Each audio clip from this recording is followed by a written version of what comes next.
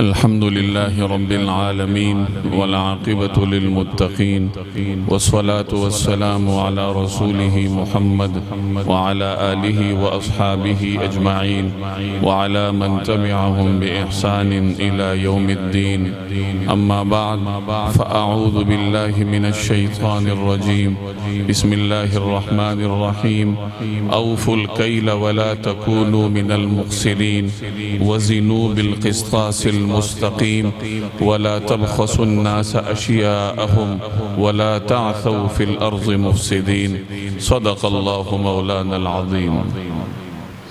بزرگان محترم اور میرے عزیز دوستوں اور بھائیوں، یہ کائنات اللہ جل جلالہ نے تخلیق فرمائی ہے. اس کائنات کے اندر رہنے والی ہر مخلوق اللہ جل جلالہ کے احکام کی پابند ہے.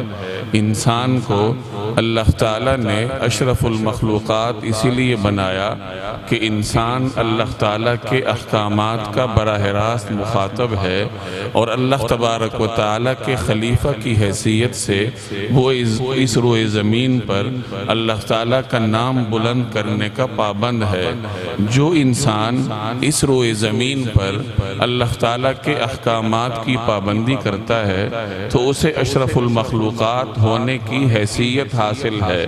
لیکن جو انسان اللہ کی نافرمانی کرتا ہے، معصیت کی زندگی گزارتا ہے، یہاں تک کہ اللہ کے انکار تک نوبت آ جاتی ہے، تو ایسا انسان اس روئے زمین کی سب سے حقیر مخلوق سے بھی بدتر ہے کہ جب انسان نے اپنی اصل چھوڑ دی تو پھر وہ انسان نہ رہا.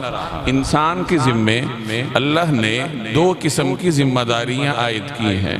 پہلی ذمہ داری اللہ نے یہ عائد کی کہ انسان اس روئے زمین پر اللہ تعالیٰ کی عبادت کرے گا.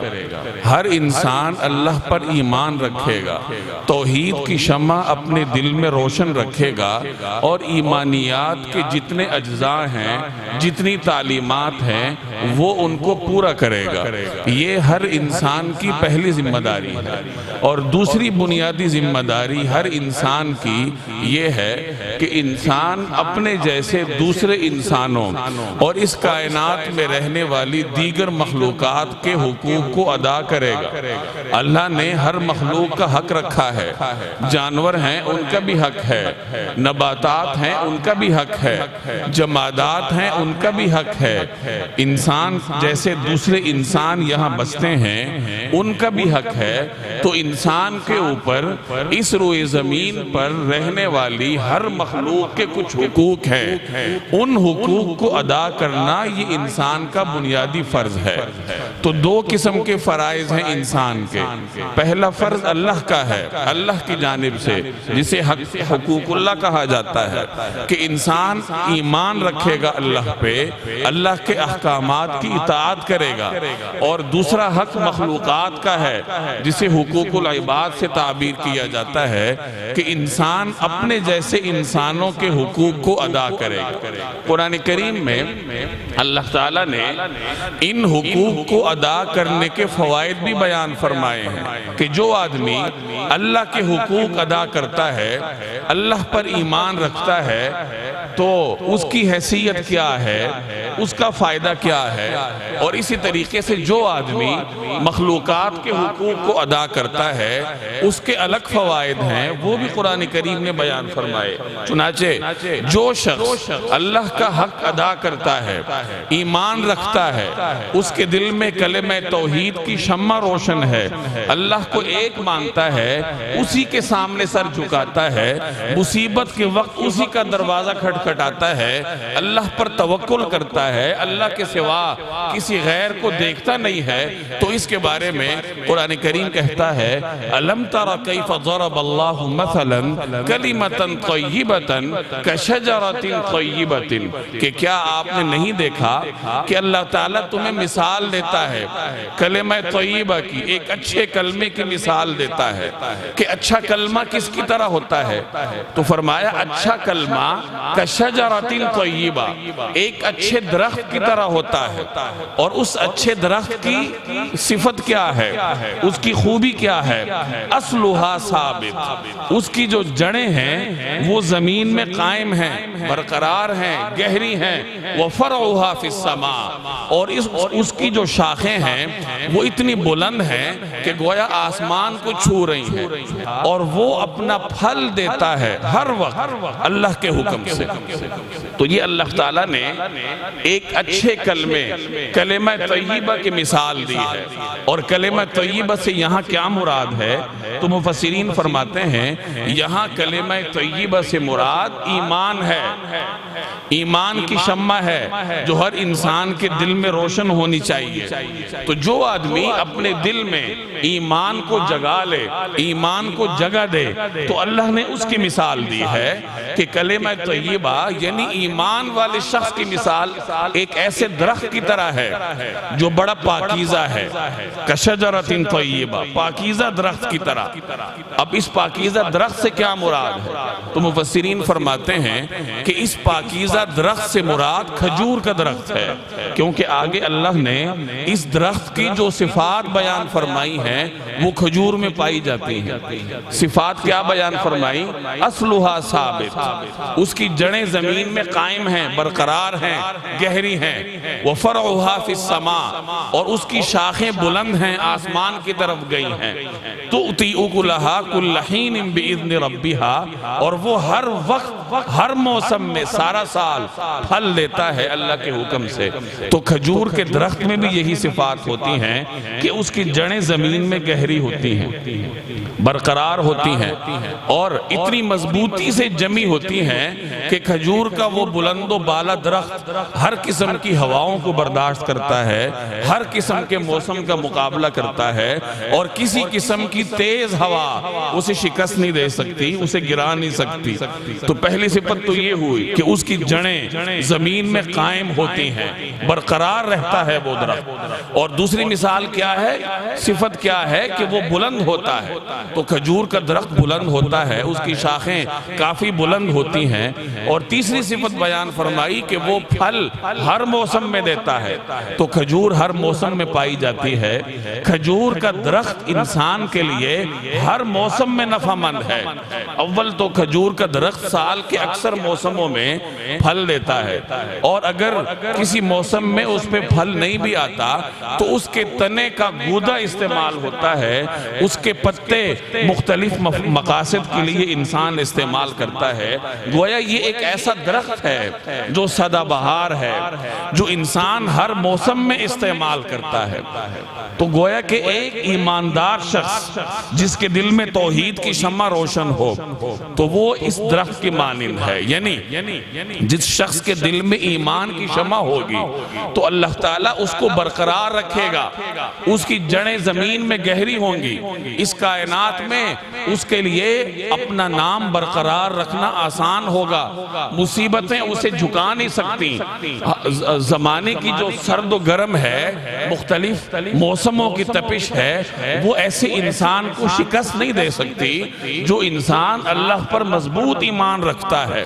اور ایسا انسان بلند قامت ہوتا ہے، ظاہری بلند قامت نہیں، معنوی بلند قامت، کہ جس طرح کھجور کے درخت کو اللہ نے بلندی عطا کی ہے، اسی طرح اہل ایمان کو اللہ تبارک و تعالی معنوی بلندی، روحانی بلندی یعنی عزت اور کرامت عطا کرتے ہیں۔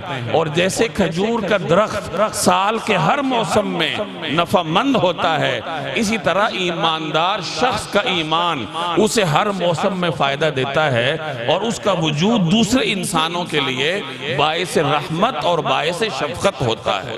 تو جو شخص اپنی پہلی ذمہ داری ادا کرتا ہے، یعنی اللہ تبارک و تعالیٰ کی اطاعت کرتا ہے، عبادت کرتا ہے، اپنے دل میں ایمان کی شمع روشن رکھتا ہے، تو اللہ نے اس کی مثال اس طریقے سے دی کہ وہ زمین پر برقرار رہے گا، وہ ہر موسم کا مقابلہ کرنے کی صلاحیت رکھے گا، کیونکہ اس کی نظر اللہ پر ہے، اور جو بھی حالات اس پر آتے ہیں وہ یہی سمجھتا ہے کہ یہ اللہ کی جانب سے ہیں، اور اللہ تعالیٰ کی توفیق سے وہ ہر قسم کے حالات سے نبرد آزما ہوتا ہے، اس کے فوائد لوگوں کے لیے عام ہوتے ہیں، اللہ اسے عزتیں عطا فرماتا ہے۔ یہ اس شخص کے لیے فوائد ہیں، دنیاوی فوائد، جو اپنی پہلی ذمہ داری ادا کرتا ہے۔ جیسے میں نے عرض کیا کہ انسان کی پہلی ذمہ داری کیا ہے کہ وہ اللہ پر ایمان رکھے، اللہ کی طرف نظر رکھے، اللہ کے غیر کو سرے سے چھوڑ دے، اپنی ہر مصیبت میں وہ دیگر دروازے کھٹکھٹانے کی بجائے اللہ تبارک و تعالی کا دروازہ کھٹکھٹائے، اسی کے سامنے سر بسجود ہو، اسی کے سامنے اپنا دامن پھیلائے، اسی کے سامنے اپنی عرضیاں رکھے، اور اسی کو اپنے دکھ درد کا ساتھی بنائے۔ ایک انسان کا تعلق اپنے اللہ سے اتنا مضبوط ہونا چاہیے کہ وہ ہر وقت اللہ جل جلالہ سے ہم کلام ہو، نماز کی حالت میں، قرآن کریم کی تلاوت کی حالت میں، اور نماز سے ہٹ کر چلتے پھرتے اپنی زبان میں انسان اللہ تبارک و تعالی سے ہم کلام ہونا چاہیے۔ یہ توحید کے ثمرات ہیں انسانی زندگی پر۔ اگر صرف اللہ پہ ایمان ہے، اللہ کے ساتھ تعلق نہیں ہے، تو پھر یہ فوائد حاصل نہیں ہوتے۔ اس آیت میں جو فوائد میں نے گنوائے، یہ اسی شخص کو حاصل ہوتے ہیں جس کا صحیح معنوں میں اللہ پر ایمان ہوتا ہے، اور اس کا تعلق اللہ کے ساتھ ہوتا ہے۔ اللہ کے ساتھ ہم کلام بھی انسان کو ہونا چاہیے، چلتے پھرتے، کہ جیسے انسان کو کوئی خوشی ملی تو وہ فوراً کہے یا اللہ تیرا شکر ہے، اور اگر کوئی مصیبت پہنچی تو وہ فوری طور پر اللہ تبارک و تعالی سے استغفار کرے، توبہ کرے کہ یا اللہ یہ مصیبت مجھ پر آئی ہے، یہ میرے ہی گناہوں کی شامت اعمال ہے، مجھے اس سے نجات دیجئے۔ اللہ کے ساتھ اس قسم کا تعلق رکھنا اس راستے کے ذریعے کہ انسان ہر وقت اللہ سے ہم کلام رہے، یہ سب سے آسان راستہ ہے۔ چنانچہ بزرگ فرماتے ہیں کہ ایک شخص اگر بڑے بڑے مجاہدے نہیں کر سکتا، اگر زیادہ ذکر اذکار کی طاقت نہیں رکھتا، اگر وہ اللہ کے راستے میں زیادہ مشقتیں برداشت نہیں کر سکتا، تو یہ اس کے لیے آسان راستہ ہے کہ وہ ہر وقت، ہر آن، ہر گھڑی اللہ کی طرف متوجہ رہے، اللہ سے ہم کلام رہے۔ اور اس کا طریقہ یہ ہے، جیسے میں نے عرض کیا، کہ جیسی ہی کوئی راحت ملے تو فوری طور پر اپنی زبان میں کہے یا اللہ تیرا شکر ہے، دل سے کہے، اور جیسی ہی کوئی مصیبت آئے، کوئی خلاف توقع کام ہو جائے، کوئی ایسا کام ہو جو اس پہ گراں گزرے، چاہے وہ کتنا ہی معمولی کیوں نہ ہو، تو فوری طور پر وہ کہے کہ یا اللہ یہ یقیناً میرے کسی گناہ کی سزا ہے، تو مجھ پر سے یہ اٹھا لیجئے۔ تو اس طریقے سے یہ آسان راستہ ہے اللہ جل جلالہ کے ساتھ تعلق مضبوط رکھنے کا، اور پھر یہ فوائد حاصل ہوتے ہیں انسان کو اپنے ایمان کے، جیسے میں نے آیت کی روشنی میں عرض کیا۔ تو یہ تو انسان کی پہلی ذمہ داری ہے، اور جو اس کو ادا کرتا ہے اس کے یہ فوائد ہیں۔ اور دوسری ذمہ داری کہ انسان مخلوق کے حقوق ادا کرے گا، اپنے وجود سے مخلوق کو فائدہ پہنچائے گا، پڑوسیوں کا حق ادا کرے گا، والدین کا حق ادا کرے گا، اولاد کا حق، بیوی بچوں کا حق، بھائیوں کا حق، دیگر جو مسلمان، جو انسان گرد و پیش میں بستے ہیں، اور جتنی مخلوقات ہیں، خواہ وہ جاندار ہیں، بے جان ہیں، نباتات ہیں، جمادات ہیں، ان تمام مخلوقات کا حق ادا کرنا یہ انسان کی دوسری بڑی ذمہ داری ہے۔ اور جو یہ ذمہ داری ادا کرتا ہے، مخلوق کو اپنے وجود سے فائدہ دیتا ہے، اللہ جل جلالہ نے اس کی مثال بھی بیان فرمائی ہے۔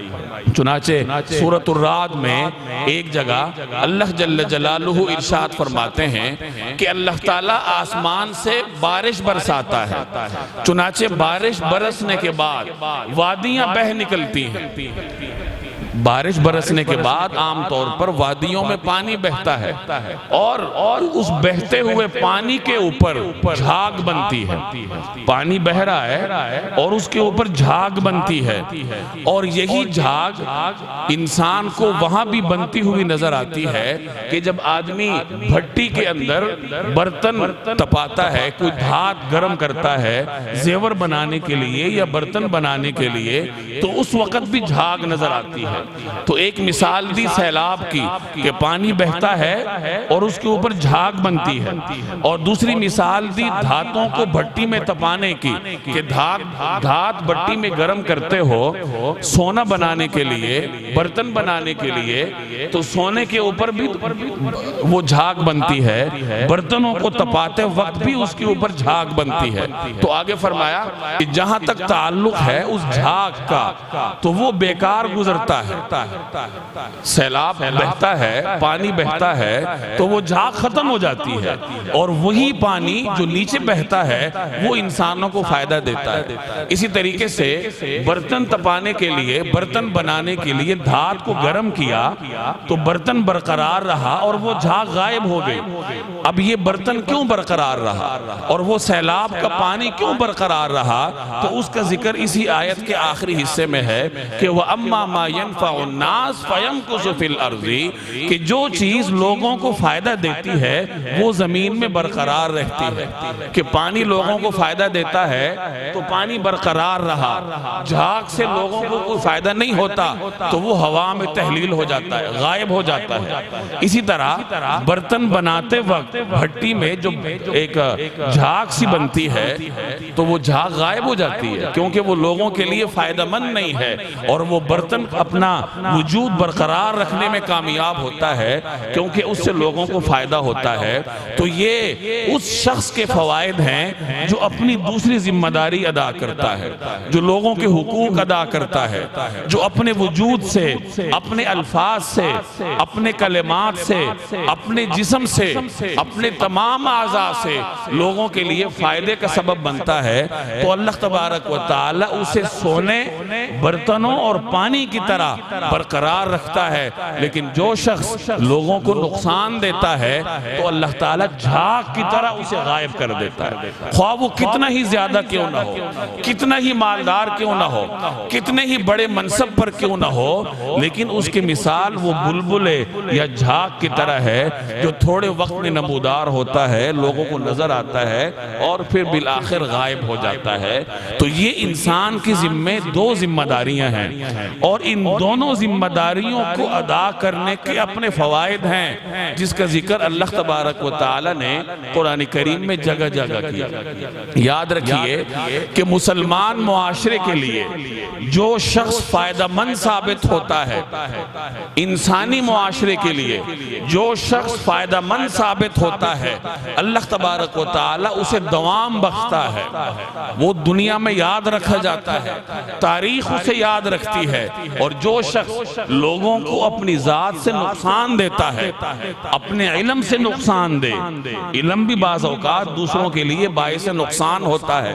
اگر ایک آدمی اپنے علم کا غلط استعمال کرے, چاہے وہ دنیاوی علم ہو یا دینی علم ہو, جادو بھی تو ایک فن ہے, لوگ سیکھتے ہیں, لیکن سیکھتے کس لیے ہیں؟ دوسروں کو نقصان دینے کے لیے. تو چاہے علم کے ذریعے نقصان دے, فن کے ذریعے نقصان دے, اپنے مال کے ذریعے نقصان دے, اپنی جسمانی طاقت کے ذریعے, اپنے اختیار کے ذریعے, اپنے منصب کے ذریعے اگر انسانی معاشرے کے لیے باعث نقصان ثابت ہوتا ہے تو وہ ایک جھاگ کی طرح ہے جس کا ذکر قرآن کی اس آیت میں ہوا. تھوڑی دیر کے لیے وہ ظاہر ہوگا, وقتی طور پر کچھ فائدہ حاصل کر لے گا, لیکن پھر بالآخر جھاگ کی طرح غائب ہو جائے گا. نہ اس کا وہ نفع اس کے کچھ کام آئے گا, نہ اس کی اولاد اس کے کچھ کام آئے گی, اور نہ اس کا وہ مال اس کے کچھ کام آئے گا. مسلمان معاشرے کو نقصان دینا یہ ایک اچھے مسلمان کا کام نہیں ہوتا. یاد رکھیے دور رسالت میں مسلمان معاشرے کو نقصان دینا منافقین کا کام تھا. این اس وقت میں جب ایک معاشرے کو آپ کی ضرورت ہے, معاشرہ آپ کا محتاج ہے, معاشرے کو آپ فائدہ دے سکتے ہیں, ضرورت کے اور اور ایمرجنسی کے اس وقت سے نکال سکتے ہیں، اور اس وقت میں آپ اپنے وجود کا، اپنے مال کا نفع لوگوں سے روک دیں، تو پھر یہ کام منافقین کا ہو سکتا ہے، اچھے مسلمان کا نہیں ہوتا۔ عبداللہ بن ابی کی مثال آپ کے سامنے ہے۔ جب مسلمان غزوہ احد کے لیے جا رہے تھے، اب کافروں کا ایک بڑا لشکر تھا، سخت حالات تھے، مسلمان تعداد میں کم ہیں، اسلحے میں کم ہیں، ساز و سامان میں کم ہیں، تو ایسے مشکل وقت میں ایک ایک سپاہی کی ضرورت تھی اسلامی لشکر کو، کہ مقابلے میں 3000 قریش کا لشکر ہے اور مسلمان صرف 1000۔ تو ایسے موقع پر جب مسلمانوں کا لشکر جا رہا ہے، رسول اللہ صلی اللہ علیہ وسلم روانہ ہوئے 1000 مسلمانوں کا لشکر لے کر، اور راستہ طے کرتے کرتے جب ایک ایسے موڑ پر پہنچے کہ سامنے مشرکین کا لشکر نظر آ رہا تھا کہ وہ 3000 کی تعداد میں ہیں، بڑے ساز و سامان اور ظاہری دبدبے کے ساتھ ہیں، اور مشرکین مسلمانوں کو دیکھ رہے تھے کہ یہ تو ہم سے تعداد میں کم ہیں، ساز و سامان میں بھی کم ہیں۔ ایسے نازک موقع پر عبداللہ بن ابی جو منافقین کا سردار تھا، وہ مسلمانوں کے لشکر کا 1/3 حصہ لے کر الگ ہوا۔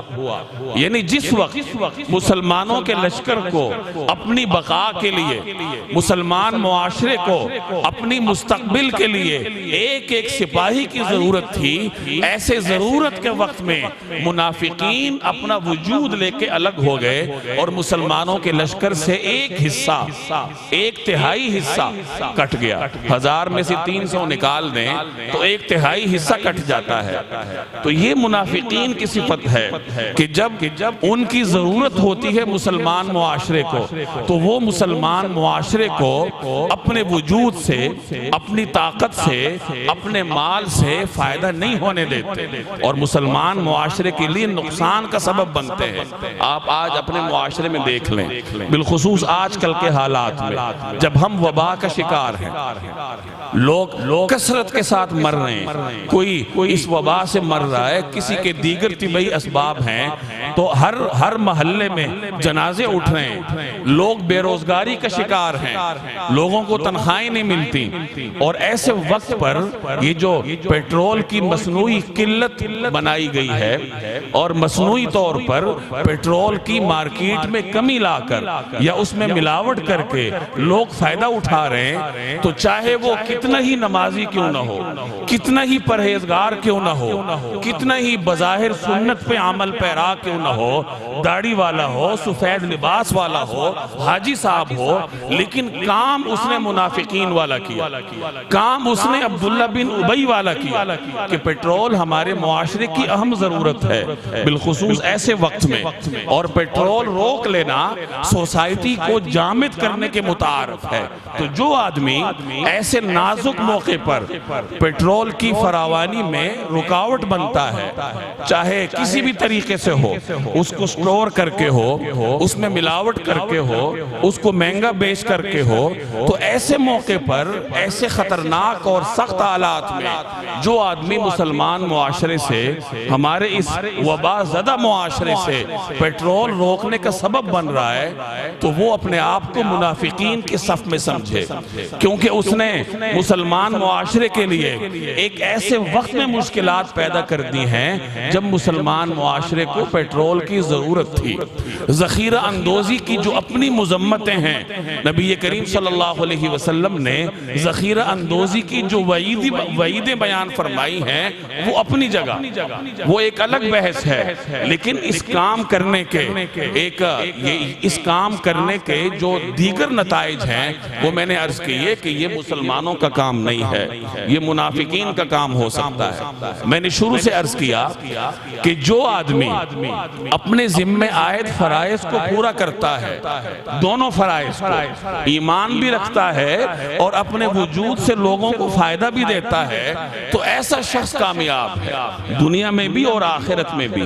ان دونوں میں سے ایک کو بھی چھوڑ دیا جائے، چاہے ایمان کو چھوڑ دیا جائے، عبادات کو چھوڑ دیا جائے، یا مخلوق کی خدمت کو چھوڑ دیا جائے، دونوں میں سے کسی ایک کو بھی چھوڑنا یہ انسان کے لیے نقصان دہ ہوتا ہے۔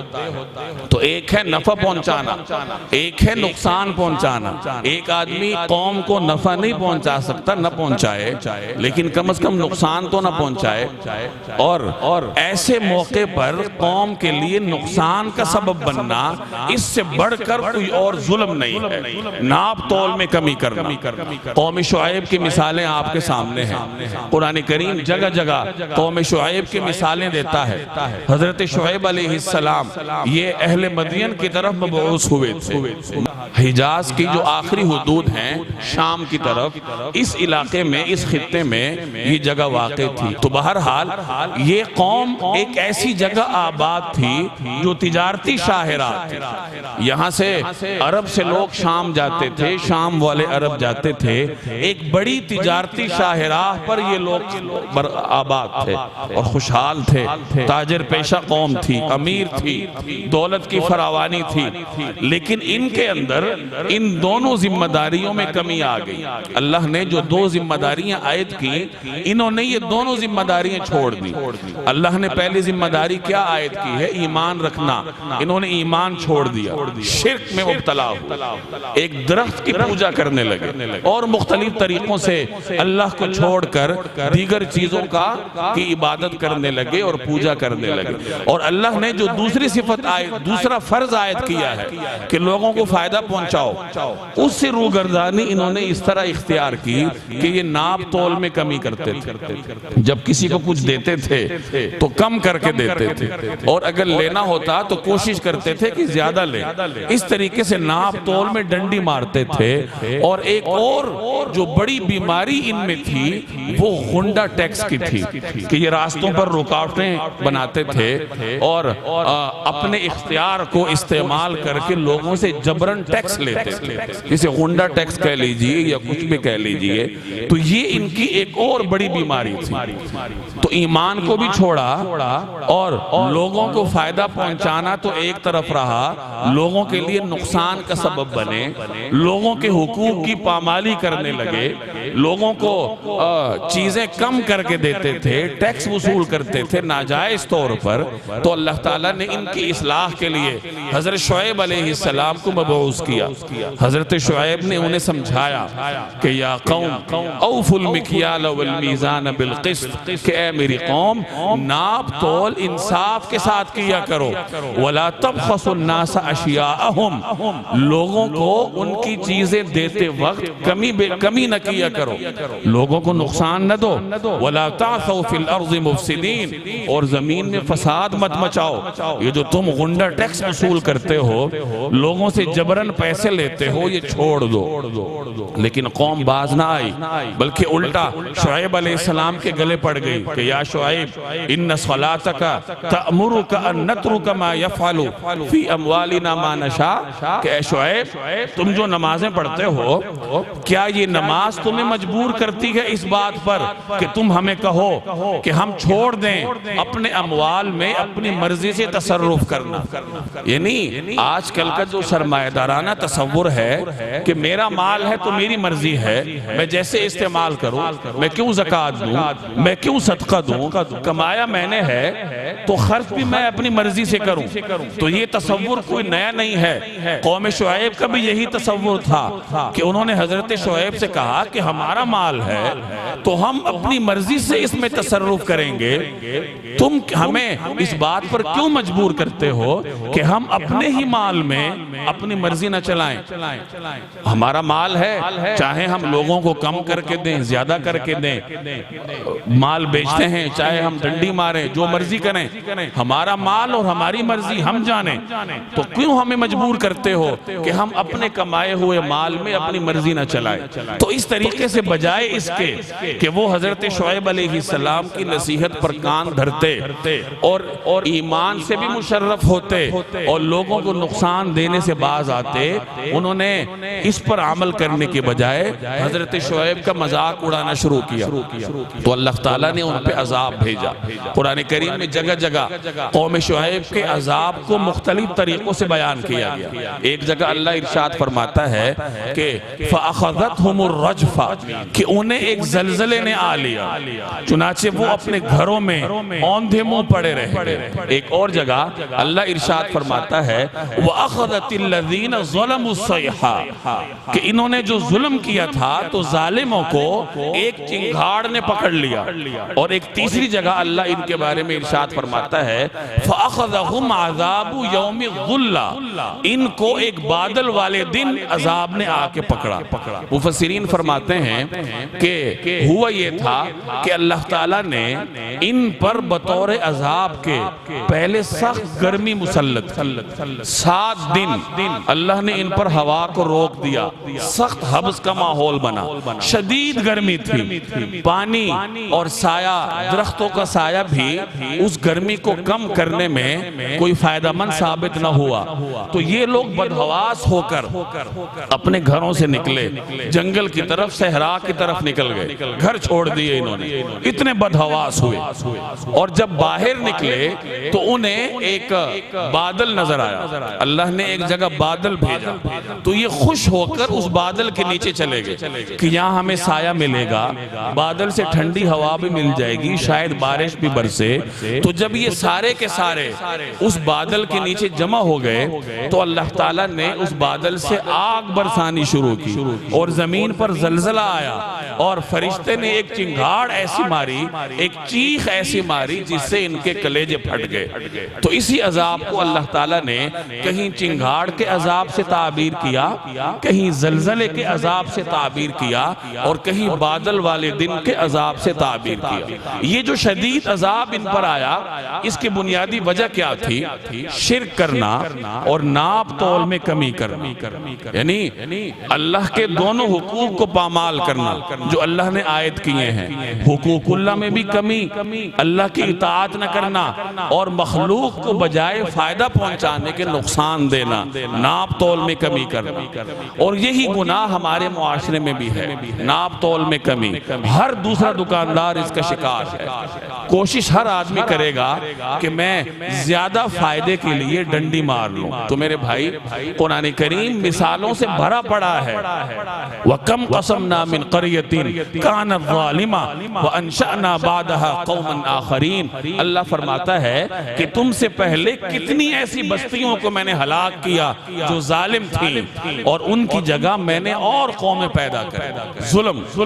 ظلم جیسے پچھلے جمعے کو بھی میں نے تفصیل سے عرض کیا تھا کہ ظلم معاشرے کو مٹا دیتا ہے۔ اب ظلم صرف یہ نہیں ہے کہ آپ گن لے کر دوسرے کا کلیجہ پھاڑ دیں یا دوسرے کی کھوپڑی میں گولی سے سوراخ کر دیں، صرف یہ ظلم نہیں ہے۔ ظلم کی تعریف عربی میں یہ ہے وضع الشیء فی غیر محلہ، کسی چیز کی غلط جگہ میں کسی چیز کو استعمال کرنا، کسی بھی چیز کا ناجائز استعمال، آپ اپنے اختیار کا ناجائز استعمال کریں، بطور باپ کے، بطور دکاندار کے، بطور عہدیدار کے، اپنے معمولی یا بڑے اختیار کا ناجائز استعمال، یہ ظلم ہے۔ اسی طریقے سے ایک آدمی ملاوٹ کرتا ہے، یہ بھی ظلم ہے۔ ایک آدمی پانی ضائع کرتا ہے۔ آپ ہمارے معاشرے میں دیکھ لیں کہ ہم جب ٹوٹی چلاتے ہیں تو مکمل طریقے سے چلائی جاتی ہے۔ ایک آدمی برش کر رہا ہوگا اور ادھر ٹوٹی بہہ رہی ہو، ایک آدمی وضو کر رہا ہوگا، چہرے کی صفائی کر رہا ہے اور ٹوٹی چل رہی ہے۔ تو اس طریقے سے پانی کا استعمال یہ بھی ظلم ہے۔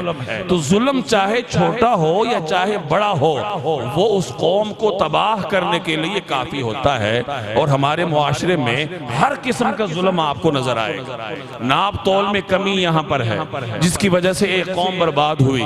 ہم جنس پرستی ہمارے معاشرے میں ہے جس کی وجہ سے قوم لوط کو اللہ نے تباہ و برباد کیا۔ گزشتہ اقوام کو جس گناہ کی وجہ سے اللہ نے صفحہ ہستی سے مٹایا ہے وہ تمام گناہ ہمارے معاشرے میں موجود ہیں۔ دور رسالت میں منافقین کے اندر جو صفات تھیں وہ صفات بھی ہمارے معاشرے میں موجود ہیں۔ تو ان صفات کے ہوتے ہوئے، ان رذیل صفات کے ہوتے ہوئے ہم کیسے توقع کریں کہ اللہ کی رحمت ہم پر نازل ہو؟ تو پھر یہی ہوگا کہ موسم ہوگا تو شدید سخت ہوگا، گرمی ہوگی تو انتہائی سخت ہوگی، سردی ہوگی تو کنٹرول سے باہر ہوگی، فصل کا موسم آئے گا تو بارشیں برسیں گی، فصل کو تباہ کر دیں گی، یا ٹڈی دل کا عذاب آ جائے گا، یا اور قسم قسم کے کیڑے حملہ آور ہوں گے، اور جب لوگوں کو بارش چاہیے ہوگی تو اللہ تعالیٰ بارش روک لے گا، طرح طرح کی وبائیں آئیں گی۔ تو یہ ایک الارم ہے میرے اور آپ کے لیے کہ ظلم کرنا چھوڑ دیں، اپنے گریبان میں جھانکیں اور دیکھ لیں کہ کون شخص طاقت کا ناجائز استعمال کہاں کر رہا ہے۔ طاقت سے مراد حکومت نہیں ہے، حکومت اپنے ظلم کی جواب دہ ہے، میں اور آپ اپنے ظلم کے جواب دہ ہیں۔ تو ضرورت اس بات کی ہے کہ ہر آدمی ان دو چیزوں کی پابندی کرے، اللہ پہ ایمان رکھے حقیقی معنوں میں، صحیح مومن بن جائے اور اپنے وجود سے لوگوں کو فائدہ پہنچائے، پھر اللہ سے امید رکھے کہ اللہ کی رحمتیں ہماری طرف متوجہ ہوں گی۔ اللہ تعالیٰ عمل کرنے کی توفیق دے، وما علینا الا البلاغ۔